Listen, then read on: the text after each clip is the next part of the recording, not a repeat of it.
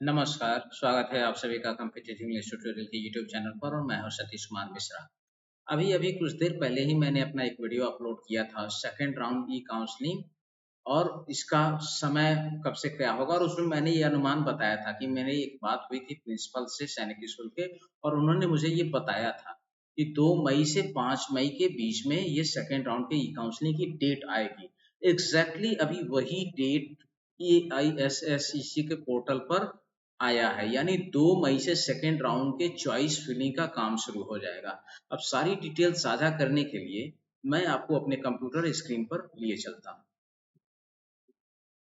मैंने पहले से ही साइट खोल करके रखा हुआ है। कई बार ऐसा होता है कि सीट जो है ये अभी आप देखिए यहाँ आपको दिख रहा है स्क्रीन पर 2 मई यानी registration and choice filling date जो है ये 2 मई से 8 बजे सुबह से शुरू हो रही है और ये चॉइस फिलिंग का काम जो है ये चलेगा 5 मई तक। शाम के रात के 11:55 तक ये चलेगा। कल सुबह यानी 2 मई को 8 बजे से लेकर के शाम को 5 मई के शाम को 11:55 तक ये चलने वाला है। नेक्स्ट सीट एलोकेशन डेट यानी जब ये चॉइस फिलिंग का काम खत्म हो जाएगा 5 को तो सीट अलॉटमेंट का जो डेट होगा ये 9 मई को आएगा शाम 6 बजे। अब जब रिजल्ट आ जाएगा उसके बाद 9 मई को शाम 6 बजे से लेकर के 12 मई को रात 11:55 तक या तो आप उसको एक्सेप्ट करें या रिकॉन्सिडर करें। ये जो समय सीमा है उसके लिए दी गई है। इसके अलावा जो वेरिफिकेशन ऑफ डॉक्यूमेंट यानी ये काम समाप्त हो जाएगा 12 मई को, तो 13 मई को सुबह 8 बजे से लेकर के और 20 मई शाम 3 बजे तक आप अपना डॉक्यूमेंट वेरिफिकेशन, मेडिकल और एडमिशन के लिए फी डिपॉजिट ये काम आप कर सकते हैं। ये तो हो गया आपके रिजल्ट से संबंधित डेट। अब बात आती है चॉइस फिलिंग। ये इसके लिए क्या स्ट्रेटजी होना चाहिए उसको साझा करने के लिए मैं अपना एक और स्क्रीन आपके साथ शेयर करूंगा और उसके लिए जो एक सबसे इम्पोर्टेंट टूल है वो आप समझिए। आपके लिए अब अगला सबसे इम्पोर्टेंट टूल क्या होगा? पहला जो होगा वो ये होगा सीट मैट्रिक्स क्लास 6 का और क्लास 9 का। ये क्लास 6 का सीट मैट्रिक्स है, जिस दिन हुआ था उसी दिन। हालांकि अभी इसमें कुछ फेरबदल हुई है, ये कल आप लोग फिर से एक बार बना लेंगे। मैं भी बना लूंगा और बनाऊंगा तो लेटेस्ट वाला जो होगा वो मैं ग्रुप में डाल दूंगा। तो ये पहला टूल हो गया। दूसरा टूल क्या होना चाहिए आपके पास में? State wise field vacancy for schools under other state category. यानी आपको यहाँ पर ये सबसे महत्वपूर्ण टूल है, इतना इंपॉर्टेंट है। इसको अगर ध्यान में अपने रख करके चॉइस फिलिंग नहीं किया तो फिर आप मामला हाथ से निकल जाएगा। पहले राउंड में हर स्कूल में अदर स्टेट के लिए टोटल सीट यहाँ पर दिया हुआ है। लड़कियों के लिए 5 है तो किसी भी एक स्टेट को मैक्सिमम 1 सीट मिल सकता है, चाहे वो जो भी कैटेगरी हो। दूसरा आप देख लीजिए, लड़कों की अगर बात मैं कर लूं, अगर एज फॉर एग्जांपल मैं समझा रहा हूँ, एसएस कोरुकोंडा यहाँ टोटल बॉयज के लिए अदर स्टेट कैटेगरी में 21 सीट है। अब इस 21 सीट में एक स्टेट को मैक्सिमम 5 मिल सकता है। आप जिस भी स्टेट से हो वहां आप ये देखेंगे कि एक स्टेट को मैक्सिमम 7 सीट मिल सकता है, तो आपके स्टेट के कितने बच्चों को यहाँ ऑलरेडी सीट मिल चुका है ये आपको यहाँ पर पहले देखना है। एज फॉर एग्जाम्पल मैं बात करूं, यहाँ महाराष्ट्र का एक बच्चा गर्ल्स में मिल चुका है, गर्ल्स की बात हटा दीजिए। अब उत्तर प्रदेश की अगर मैं बात करूं तो एक बच्चे को मिला है, कर्नाटक के 2 बच्चे को यहाँ मिला हुआ है कोरुकोंडा में। तो 2 बच्चा अगर कर्नाटक के बच्चे को मिला हुआ है तो मैक्सिमम अगर संभावना ये मिलेगा, ये गारंटी नहीं है, मैं बार बार कह रहा हूँ। संभावना और अधिकतम सीमा ये दोनों का फर्क समझिए। अधिकतम मिलने की संभावना 7 है, तो 2 अगर कर्नाटक को मिल चुका है तो यहाँ मैक्सिमम 5 और मिल सकता है। तो इसके आधार पर आपको अपना निकालना पड़ेगा। दूसरा, छत्तीसगढ़ के एक बच्चे को मिला है तो छत्तीसगढ़ को मैक्सिमम अभी सीट मिलने की संभावना इस जगह अगर मैं बात करूं तो सॉरी 5 कह रहा था मैं, मैक्सिमम फील्ड वैकेंसी 7 है, 5 है तो यहाँ 2 मिला है तो कर्नाटक को 3 ही मिल सकता है। मैं अभी थोड़ा सा गलत बोल गया था, मैं उसको सुधार रहा हूँ, क्षमा प्रार्थी हूँ इसके लिए। 2 मिला है तो मैक्सिमम 3 और सीट मिल सकता है। अगर झारखंड के एक बच्चे को यहाँ कोरुकोंडा में सीट मिला है तो झारखंड के बच्चे को मैक्सिमम यहाँ 4 सीट और मिल सकता है। बिहार के 2 बच्चों को अगर यहाँ सीट मिला है तो बिहार को मैक्सिमम यानी बिहार के लिए यहाँ अधिकतम संभावना अब 3 ही बचती है, 3 से ज्यादा नहीं मिलेगी।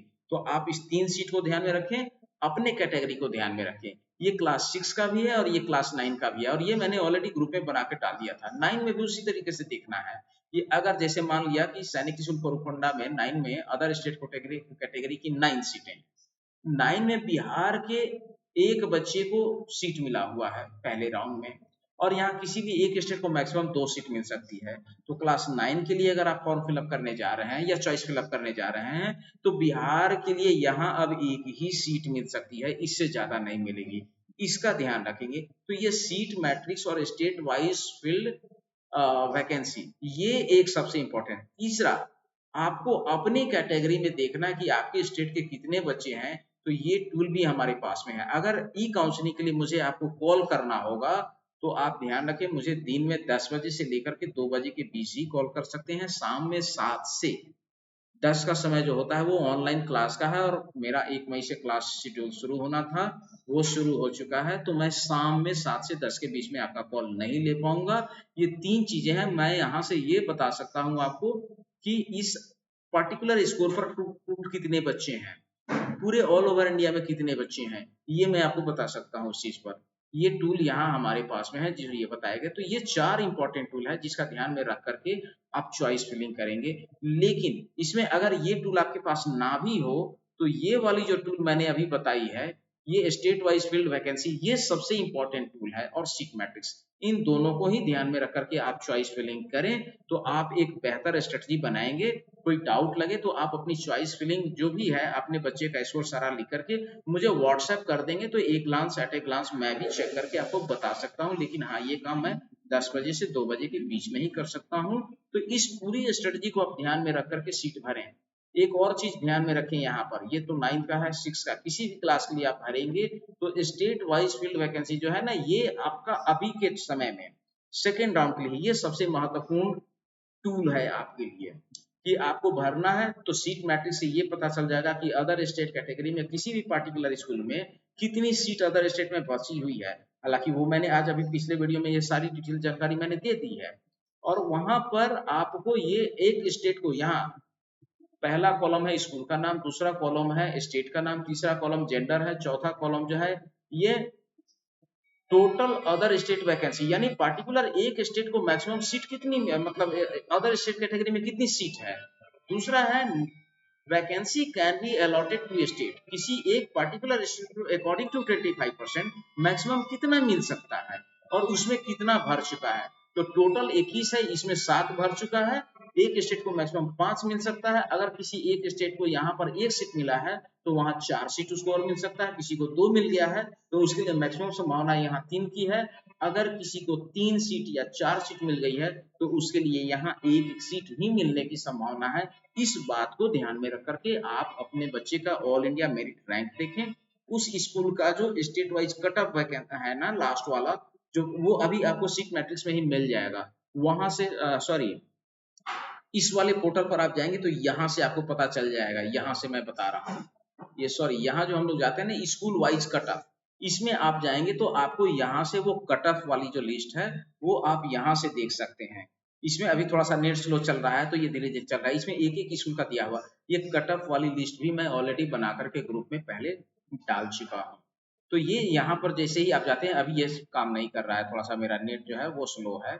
स्कूल वाइज कट ऑफ के अकॉर्डिंगली आप अपने बच्चे का, जैसे यहाँ 6 का देखना है, आप आइए यहाँ 6 में जाइए, राउंड 2, तो राउंड 2 अभी नहीं दिखेगा, ये राउंड 2 जब रिजल्ट आएगा तब दिखेगा। राउंड 1 यहाँ हम सेलेक्ट करेंगे कि राउंड 1 का कट ऑफ क्या गया है। सैनिक स्कूल यहाँ सेलेक्ट करेंगे तो नाम पूछेगा कि किस सैनिक स्कूल का।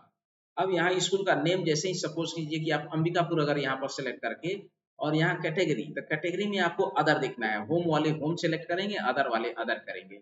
और अब ये अदर करके यहाँ देखिए, ये आपको बता रहा है कि अंबिकापुर में किस स्टेट के बच्चे को, यहाँ स्टेट नेम दिया हुआ है कि किस स्टेट के बच्चे को सीट मिला है, किस कैटेगरी में सीट मिला है, और उसका जो सीट सिलेक्शन हुआ है वो कितने कट ऑफ वाले बच्चों का हुआ है, और आपके बच्चे का कट ऑफ इससे कितना नजदीक है। इसको ध्यान में रखते हुए आप चॉइस फिलिंग करेंगे। तो ये स्टेट वाइज कट ऑफ आप देखेंगे, ये बहुत इंपॉर्टेंट टूल होता है। इसी स्टेट वाइज कैटेगरी में यहाँ पर दिया हुआ है मेरिट, जो मैंने चर्चा भी की है। बहुत सारे लोगों को इस पर आपत्ति भी है। तो सैनिक स्कूल का है, पिछली बार तो जो मुझे समझाया था मैंने उसके आधार पर वीडियो में बताने की कोशिश की थी, लेकिन पता नहीं ये कब क्या किस नियम में बदलाव कर ले, इनका अंदरूनी नियम पता नहीं चलता है। तो पिछली बार तो बात यही थी कि मेरिट के आधार पर ही मिलेगा, पर लोगों का ये तर्क भी सही है कि सर अगर मेरिट के आधार पर मिले तो सारे सीट अनरिजर्व को ही मिलेंगे। तो ऐसा भी नहीं है, कुछ हद तक तो वहां पर काम हो ही रहा है रिजर्वेशन कैटेगरी में भी, लेकिन ओवरऑल अदर स्टेट कैटेगरी में अभी भी प्रायोरिटी जो है मैक्सिमम, अगर 60-40 का रेशियो निकले तो 60% मेरिट को ही तवज्जो दी जाती है। तो ये बात इन्होंने ही कहा था, वही मैंने वीडियो में भी बताया था। तो मुझे लगता है कि इन सब सारी बातों को ध्यान रख कर के अगर आप सीट सिलेक्शन करेंगे तो आप बेहतर तरीके से अपने बच्चों के लिए सीट चयन कर पाएंगे और उसमें सीट सिलेक्शन की संभावना या सीट अलॉटमेंट की संभावना बढ़ जाएगी। अंत में मैं आपको यही कहूंगा कि यदि आपको मेरा काम पसंद आ रहा हो तो इस चैनल को सब्सक्राइब कीजिए, लाइक कीजिए, शेयर कीजिए और अपने सुझाव कमेंट के रूप में जरूर दें। अभी के लिए इतना ही।